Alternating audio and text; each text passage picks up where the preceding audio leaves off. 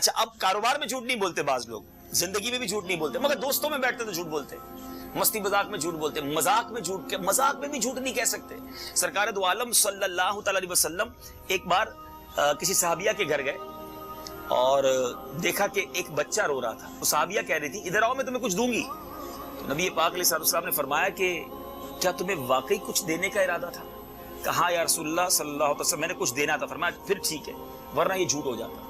اب ہم چھوٹے چھوٹے بچوں سے کتنا جھوٹ بولتے ہیں, بیٹا سو جاؤ ورنہ وہ آ جائے گا, بھوت آ جائے گا, کون آئے, کہاں سے بھوت آئے گا بھائی. اب بچے کو ڈرانے کے لیے جھوٹ, بچے کو سلانے کے لیے جھوٹ, یہ غور کریں. اصل میں ہمیں تمیز ہی نہیں ہے کب کیا بولنا ہے. امیر اہل سنت حضرت علامہ مولانا ریاض قادری صاحب کو اللہ سلامت رکھے, یہ انہوں نے ہمیں سوچ دی کہ پہلے تولو بعد میں بولو. ہم بولی جاتے ہیں پرواہ ہی نہیں. عام بول چال میں کس طرح اچھا جھوٹ بولیں گے یا جھوٹ بولنے پر مجبور کر دیں گے. ابھی مثال کے طور پہ میں آپ کے گھر آیا ہوں, ہمیں بہت جگہ دعوتوں میں جانے کا موقع ملتا ہے, آپ کو بھی ملتا ہے. پہلا سوال, اچھا بالخصوص اگر کوئی سفر کر کے آئے, آپ کے تو بہت سارے زائرین ہی ملتے ہوں گے ماشاءاللہ, آپ کے دوست احباب عمرے پر آئے, پہلا سوال کریں گے اور سناؤ جناب سفر کیسا گزرا. اب کیا وہ آپ کو ساری تفصیل بتایا کہ سفر میں میرا بیگ بھی غائب ہو گیا, میں جناب فلائٹ میں بھی بہت تھک گیا, میری نیند بھی نہیں ہوئی, میں بڑا پریشان ہوں. کوئی نہیں کہتا بہت اچھا گزرا. اب بتائیے جس کو سفر میں تکلیف ہوئی اور وہ یہ کہے کہ بہت اچھا گزرا, یہ جھوٹ نہیں. یہ سوال ہی نہیں کرنا چاہیے تھا. سمجھ رہے بات کو؟ آپ نے سوال ہی ایسا کیا کہ سامنے والے نے جھوٹ بولنا. آپ جھوٹ بلوانے پر سوال کر رہے ہیں, حالانکہ سفر میں ہر بندہ تکلیف اٹھاتا ہے. جہاز میں آیا ہے, کبھی اس کو کھانا ملا نہیں ملا, آرام. سفر کو حدیث میں عذاب کا ٹکڑا کہا گیا. آپ اس کو یہ کہیں اللہ آپ کو سفر قبول فرمائے, اللہ خیر فرمائے, جو آپ کو تکلیفیں اٹھائیں اللہ اس کی برکتیں دے. دوسرا سوال, اب کسی کے گھر گئے, آپ کو اچھا خاص طور پہ کسی کے گھر پہ اگر جا کے رکے, صبح اٹھتے, میرے ساتھ تو کئی بار ہوا, اور سناؤ رات آرام کیسا ہوا. اب اس کو بتائیں بھائی رات کیسے گزری, میں تو سویا ہی نہیں ساری رات. نہ یہ بول سکتا ہے بندہ بھائی میرے تو آپ کے نئی جگہ پر نہیں آتی نیند انسان کو. بعض اوقات بستر مزیدار نہیں ہوتا, وہ تکیہ نہیں ہوتا جس پہ نیند آ رہی ہے. اب سب بتاؤں کہ وہ والا تکیہ نہیں تھا تمہارے گھر میں سے نیند نہیں آئی, یہ سوال ہی وہ ہے. اچھا وہ بھی اٹھ کے کہے گا بہت اچھی رات گزری, بلے ساری رات کروٹیں دیتا رہا, کیونکہ سوال کر دیا. پھر جناب کھانا کھائیں گے, کھانا کھانے کے بعد فوراً سوال, اور کھانا کیسا لگا ہمارے گھر کا. اب بندہ اس کو بتائے گا کہ بھائی میں تو چاول کھاتا ہوں, آپ نے روٹی کھلائی, یا جو روٹی کھانے والا اس کو نہیں کرنی چاہیے. آپ سے میری بات سمجھیے, یہ وہ سوال ہیں جو ہم روٹین وائز کرتے ہیں, جو رسم بنا دی ہم نے, مگر ان سوالوں کے جواب میں عموماً جھوٹ بولا جاتا ہے. کیسے کوئی کہے گا کہ مجھے کھانا اچھا نہیں لگا, کیسے کہے گا میری رات آرام, لیکن ہم جھوٹ بول دیتے ہیں. بالکل اسی طرح کسی مریض کو دیکھنے گئے, ٹھیک ہے, اب یہ ساری باتیں ہمیں مدنی مذاکروں سے ملتی ہیں. اگر آپ مدنی چینل دیکھیں تو یہ امیر اہل سنت وہ بات کرتے ہیں جو ہم نے سوچی بھی نہیں تھی کبھی.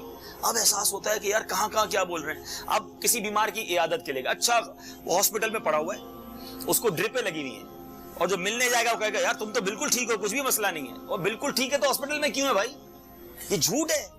اچھا اس کو پوچھیں گے تمہاری طبیعت کیسی, وہ کہے گا بالکل صحیح ہو. بالکل صحیح ہے تو ڈرپ کیوں لگی ہوئی ہے بھائی.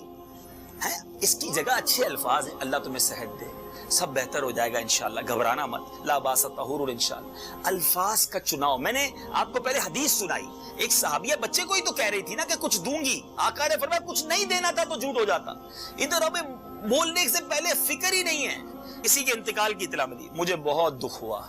اپنے دل سے پوچھے کیا واقعی دکھ ہوا, یہ رسم ہے. واقعی قریبی رشتہ دار پر تو دکھ ہوتا ہے, لیکن اگر کسی دور کے بندے کے بارے میں پتا چلا, بندہ یہ کہے اللہ ان کی مغفرت فرمائے, اللہ ان کے مجھے بہت دلی دکھ پہنچا, دل کی گہرائیوں سے آپ کو کہہ رہا ہوں. وہ زبان کی بھی گہرائی نہیں ہے, دل کی گہرائی تو دور کی بات ہے, لیکن بس رسمیں بنی ہوئی ہیں, الفاظ بنے ہوئے, جملے بنے ہوئے, سوچتے ہی نہیں ہم کیا بول رہے ہیں. ذرا غور کریں. امیر علیہ سنت نے پچھلے دنوں مدنی مذاکرے میں کمال کی بات کی, کبھی سوچی ہی نہیں تھی. بچہ روتا ہے ہمارا, چھوٹا سا گود کا بچہ, تو اس کو سوال پتہ ہے کیا کرتے ہیں, بیٹا آپ کو کس نے مارا.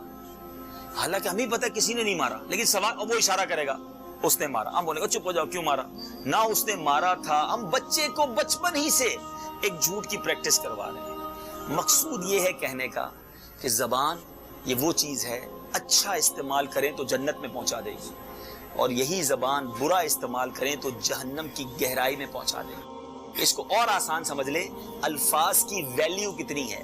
ایک بندہ 70 سال تک کفر پہ رہے اور ایک بار زبان سے کلمہ پڑھ لے, اللہ اور اس کے رسول پر ایمان لے آئے, زبان سے ہی کہے گا نا, 70 سال کی ساری اس کی کفر کی زندگی ایک طرف, اس کا ایمان لانا اللہ کی رحمت سے امیدوں سے جنت میں لے جائے گا. 70 سال تک مسلمان رہے, 70 سال تک عبادتیں کرتا رہے, روزے رکھتا رہے, اور اسی زبان سے کفر بک گئے, ختم ہوا سارا کچھ. سمجھیے یہ وہ چیز ہے، چاہے تو جنت میں لے جائے، چاہے تو جہنم کے گھڑے میں لے جائے۔